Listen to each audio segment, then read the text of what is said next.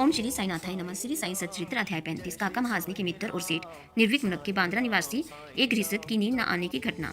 बालाजी पाटिल निवासकर बाबा का सर्प के रूप में प्रकट होना। इस अध्याय में भी उदी का महात्म्य ही वर्णित है। इसमें दो घटनाओं का उल्लेख है कि परीक्षा करने पर देखा गया कि बाबा ने दक्षिणा अस्वीकार कर दी। पहले इन घटनाओं का वर्णन किया जाएगा। आध्यात्मिक विषयों में सांप्रदायिक प्रवृत्ति उन्नति के मार्ग में एक बड़ा रोड़ा है। निराकारवादियों से कहते सुना जाता है कि ईश्वर की सगुण उपासना केवल एक भ्रम ही है और संतगण भी अपने सदृश ही सामान्य पुरुष हैं। इस कारण उनकी चरण वंदना कर उन्हें दक्षिणा क्यों देनी चाहिए।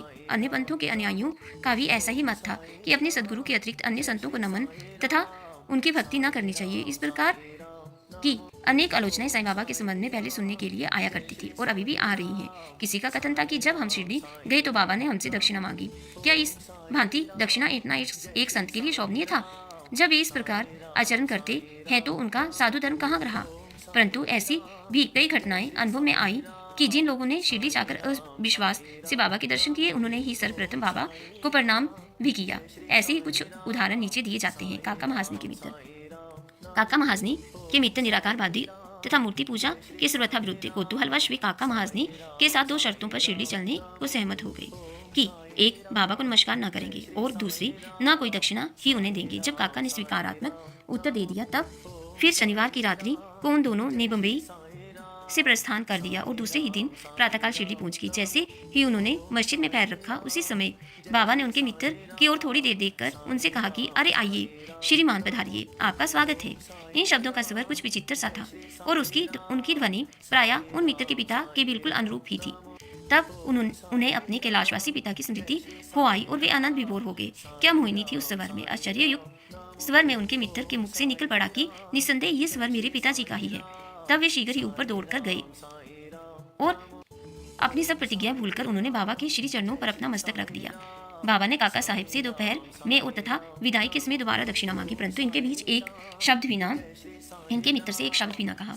उनके मित्र ने फुसफुसाते हुए कहा कि भाई देखो, बाबा ने तुमसे 2 बार दक्षिणा मांगी, परंतु मैं भी तो तुम्हारे साथ ही हूँ, फिर वे मेरी इस प्रकार उपेक्षा क्यों करते हैं? काका ने उत्तर दिया कि उत्तम तो ये होगा कि तुम स्वयं ही बाबा से पूछ लो। बाबा ने पूछा कि क्या कानाफूसी हो रही है?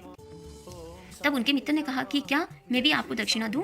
बाबा ने कहा कि तुम्हारी अनिच्छा देखकर मैंने तुमसे दक्षिणा नहीं मांगी, परंतु यदि तुम्हारी इच्छा ऐसी ही है तो तुम दक्षिणा दे सकते हो। तब उन्होंने 17 रुपये भेंट किए जितने काका ने दिए थे। तब बाबा ने उन्हें उपदेश दिया कि अपने बीच जो तेली की दीवार भेदभाव है उसे नष्ट कर दो, जिससे हम परस्पर देखकर अपने मिलन का पथ सुगम बना सके। बाबा ने उन्हें लौटने की अनुमति देते हुए कहा कि तुम्हारी यात्रा सफल रहेगी। यद्यपि आकाश में बादल छाए हुए थे और वायु वेग से चल रही थी, तो भी दोनों सुकुशल बम्बई पहुंच गए। घर पहुंचकर जब उन्होंने द्वार तथा खिड़कियां खोली तो वहां 2 मृत चमगादड़ पड़े थे। एक तीसरा उनके सामने ही फूट करके खिड़की से उड़ गया। उन्हें विचार आया कि यदि मैं खिड़की खुली छोड़ी होती तो इन जीवों के प्राण अवश्य बच गए होते, परंतु फिर उन्हें विचार आया कि ये उनके भाग्य अनुसार ही हुआ है और बाबा ने तीसरे की प्राण रक्षा हेतु हमें शीघ्र ही वहां से वापस भेज दिया। काका महाजनी के सेठ। बम्बई के ठक्कर धर्मसी जेठा भाई सिलिसिटर कानूनी सलाहकार की एक फॉर्म थी। काका इस फॉर्म के व्यवस्थापक थे। सेठ और व्यवस्थापक के संबंध परस्पर अच्छे थे। श्रीमान ठक्कर को ज्ञात था कि काका बहुधा शिरडी जाया करते हैं और वहां कुछ दिन ठहरकर बाबा की अनुमति से ही वापस लौटते हैं। कौतूहलवश बाबा की परीक्षा करने के विचार से उन्होंने भी होलिका उत्सव के अवसर पर काका के साथ ही शिरडी जाने का निश्चय किया। काका का शिरडी से लौटना सदैव अनिश्चित सा ही रहता था, इसलिए अपने साथ एक मित्र को लेकर वे तीनों रवाना हो गए। मार्ग में काका ने बाबा को अर्पित करने के लिए 2 सेर मुनक्का मोल ले लिए। ठीक समय पर शिरडी पहुंचकर वे उनके दर्शनार्थ मस्जिद में गए। बाबा साहेब तरखड़ भी तब वहीं पर थे। श्री ठक्कर ने उनसे आने का हेतु पूछा। तरखड़ ने उत्तर दिया कि मैं तो दर्शनों के लिए आया हूँ, मुझे चमत्कारों से कोई प्रयोजन नहीं, यहाँ तो भक्तों की हार्दिक इच्छाओं की पूर्ति होती है। काका ने बाबा को नमस्कार कर उन्हें मुनक्के अर्पित कर दिए। तब बाबा ने उन्हें वितरित करने की आज्ञा दी थी। श्रीमान ठक्कर को भी कुछ मुनक्के मिले। एक तो उन्हें मुनक्का रुचिकर न लगता था, दूसरे इस प्रकार अस्वच्छ खाने की डॉक्टर ने मनाही कर दी थी, इसलिए वे कुछ निश्चय न कर सके और अनिच्छा होते हुए भी उन्हें ग्रहण करना पड़ा और फिर दिखावे मात्र के लिए उन्होंने मुंह में डाल लिया। अब समझ में न आता था कि उनके बीजों का क्या करें। मस्जिद के फर्श पर थूका नहीं जा सकता था, इसलिए उन्होंने वे बीज अपनी इच्छा के विरुद्ध अपने खिस्से में डाल लिए और सोचने लगे कि जब बाबा संत हैं तो ये बात उन्हें कैसे अविदित रह सकती है कि मुझे मनुक्कों से घृणा है। फिर वे मुझे इसके लिए लाचार कर सकते हैं, जैसे ही ये विचार उनके मन में आया। बाबा ने कुछ और मुनक्के दिए पर उन्होंने खाया नहीं, अपने हाथ में ले लिए। तब बाबा ने उन्हें खा लेने को कहा। उन्होंने आज्ञा का पालन किया और चबाने पर देखा कि वे सब निर्वीज हैं। वे चमत्कार की इच्छा रखते थे, इसलिए उन्हें देखने को भी मिल गया। उन्होंने सोचा कि बाबा समस्त विचारों को तुरंत जान लेते हैं और मेरी इच्छा अनुसार ही उन्होंने उन्हें बीज रहित बना दिया। क्या अद्भुत शक्ति है उनमें। फिर शंका निवारणार्थ उन्होंने तरखर से जो समीप ही बैठे हुए थे और जिन्हें भी थोड़े मुनक्के मिले थे पूछा कि किस किस्म के मुनक्के तुम्हें मिले हैं। उत्तर मिला, अच्छे बीजों वाले। श्रीमान ठक्कर को तब और भी आश्चर्य हुआ। अब उन्होंने अपने अंकुरित विश्वास को दृढ़ करने के लिए मन में निश्चय किया कि यदि बाबा वास्तव में संत हैं तो सर्वप्रथम मुनक्के काका को ही दिए जाने चाहिए। इस विचार को जानकर बाबा ने कहा कि अब पुनः वितरण काका से ही आरंभ होना चाहिए। ये सब प्रमाण श्री ठक्कर के लिए पर्याप्त ही थे। फिर श्यामा ने बाबा से परिचय कराया कि आप ही काका के सेठ हैं। बाबा कहने लगे कि ये उनके सेठ कैसे हो सकते हैं, इनके सेठ तो बड़े विचित्र हैं। काका इस उत्तर से सहमत हो गए। अपनी हट छोड़कर ठक्कर ने बाबा को प्रणाम किया और बाड़े को लौट आए। मध्याह्न की आरती समाप्त होने के उपरांत बाबा से प्रस्थान करने की अनुमति प्राप्त करने के लिए मस्जिद में आए। श्यामा ने उनकी कुछ सिफारिश की। तब बाबा इस प्रकार बोले, एक संत की मस्तिष्क वाला सभ्य पुरुष था जो स्वस्थ और धनी था। शारीरिक और मानसिक व्यवस्थाओं से मुक्त होने पर भी स्वतः ही अनावश्यक चिंताओं में डूबा रहता और व्यर्थ यहाँ वहाँ भटक कर अशांत बना रहता था। कभी वह स्थिर और कभी चिंतित रहता था। उसकी ऐसी स्थिति देखकर मुझे दया आ गई और मैंने उससे कहा कि कृपया आप अपना विश्वास एक इच्छित स्थान पर स्थिर कर लें। इस प्रकार व्यर्थ भटकने से कोई लाभ नहीं होगा। शीघ्र ही एक निर्दिष्ट स्थान चुन लो। इन शब्दों से ठक्कर की समझ में तुरंत आ गया कि ये सर्वथा मेरी ही कहानी है। उनकी इच्छा थी कि काका भी हमारे साथ लौटे। बाबा ने उनका ऐसा विचार जानकर काका को सेठ के साथ लौटने की अनुमति दे दी। किसी को विश्वास न था कि काका इतनी शीघ्र शिरडी से प्रस्थान कर सकेंगे। इस प्रकार ठक्कर को बाबा की विचार जानने की कला का एक और प्रमाण मिल गया। तब बाबा ने काका से 15 रुपये दक्षिणा मांगी और कहने लगे कि यदि मैं किसी से 1 रुपया दक्षिणा लेता हूँ तो उसे 10 गुना लौटाया करता हूँ। मैं किसी की कोई वस्तु बिना मूल्य नहीं लेता और ना तो प्रत्येक से मांगता ही हूँ।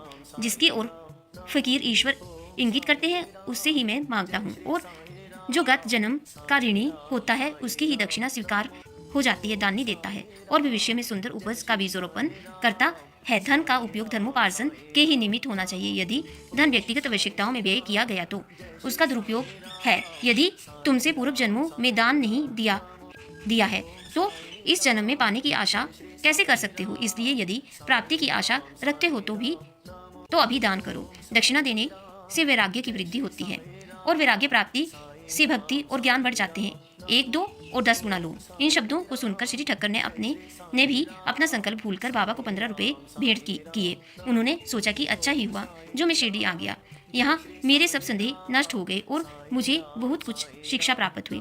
ऐसे विषयों में बाबा की कुशलता बड़ी अद्वितीय थी। यद्यपि वे सब कुछ करते थे फिर भी वे इन सबसे अलिप्त रहते थे। नमस्कार करने या ना करने वाले, दक्षिणा देने या ना देने वाले दोनों ही उनके लिए एक समान थे। उन्होंने कभी किसी का अनादर नहीं किया। यदि भक्त उनका पूजन करते तो इससे उन्हें ना कोई प्रसन्नता होती, यदि कोई उनकी उपेक्षा करता तो ना कोई दुख ही होता। वे सुख और दुख की भावना से भरे हो चुके थे। अनिद्रा बांद्रा के एक महाशय कायस्थ प्रभु बहुत दिनों से नींद न आने के कारण अस्वस्थ थे। जैसे ही वे सोने लगते तो उनके स्वर्गवासी पिता स्वप्न में आकर उन्हें बुरी तरह गालियां देते दिखने लगते थे। इससे निद्रा भंग हो जाती और वे रात्रि भर अशांति महसूस करते थे। हर रात्रि को ऐसा ही होता था जिससे वे किम कर्तव्य विमूढ़ हो गए। एक दिन बाबा के एक भक्त से उन्होंने इस विषय में परामर्श किया। उन्होंने कहा कि मैं संकट मोचन सर्व पीड़ा निवारण उधि को ही इसकी रामबाण औषधि मानता हूँ जो शीघ्र ही लाभदायक सिद्ध होगी। उन्होंने एक उधि की पुड़िया देकर कहा कि इसे शयन से पूर्व माथे पर लगाकर अपने सिरहाने रखो। फिर तो उन्हें निर्विघ्न प्रगाढ़ निद्रा आने लगी। ये देखकर उन्हें महान आश्चर्य और आनंद हुआ कि ये क्रम चालू रखकर वे अब साईं बाबा का ध्यान करने लगे। बाजार से उनका एक चित्र लाकर उन्होंने अपने सिरहाने के पास लगाकर उनका नित्य पूजन करना प्रारंभ कर दिया। प्रत्येक गुरुवार को वे हार और निवेद्य अर्पण करते। अब वे पूर्ण स्वस्थ हो गए और पहले के सारे कष्टों को भूल गए। बालाजी पाटिल निवासकर ये बाबा के परम भक्त थे। ये उनकी निष्काम सेवा किया करते थे। दिन में जिस रास्तों से बाबा निकलते थे उन्हें वे प्रातःकाल ही उठकर झाड़ू लगाकर पूर्ण स्वच्छ रखते थे।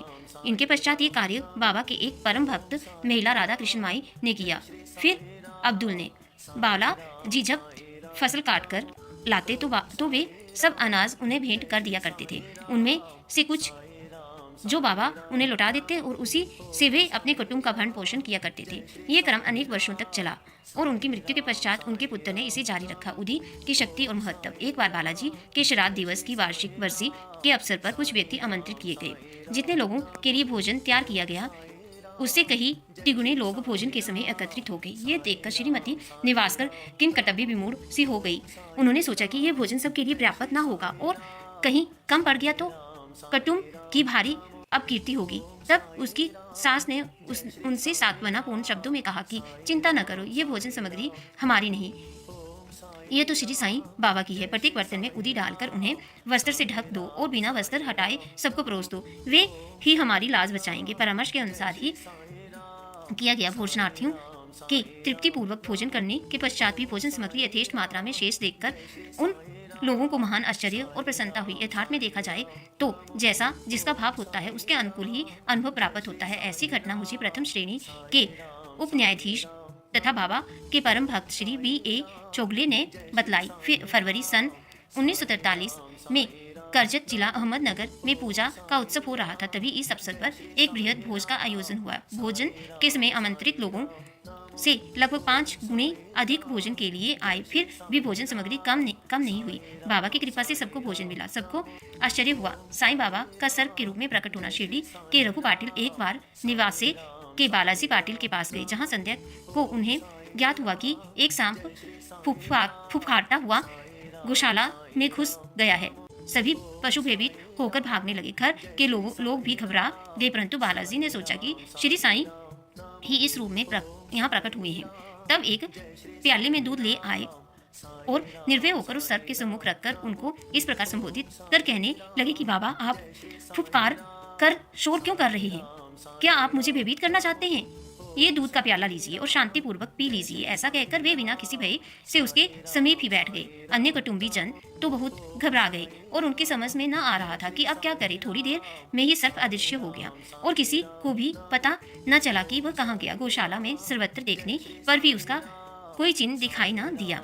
एक ऐसी घटना साईं सुधा भाग 3 नंबर 7 और 8 फरवरी 43 पृष्ठ 26 में प्रकाशित है कि बाबा कोयम्बटूर दक्षिण भारत में 7 जनवरी सन 43 गुरुवार की संध्या को 3:30 बजे सर्प के रूप में प्रकट हुए, जहां उस सर्प ने भजन सुनकर दूध और फूल स्वीकार किए और हजारों लोगों की भीड़ को दर्शन देकर अपनी फोटो भी उतारने दिया। फोटो उतारते समय बाबा का चित्र भी उसके समीप रखकर दोनों की ही फोटो उतारी गई। चित्र और अन्य विवरण के लिए पाठकों से प्रार्थना है कि वे उपयुक्त पत्रिका का अवश्य अवलोकन करें। श्री सद्गुरु साईनाथ अर्पणम अस्तु। शुभम भक्तु।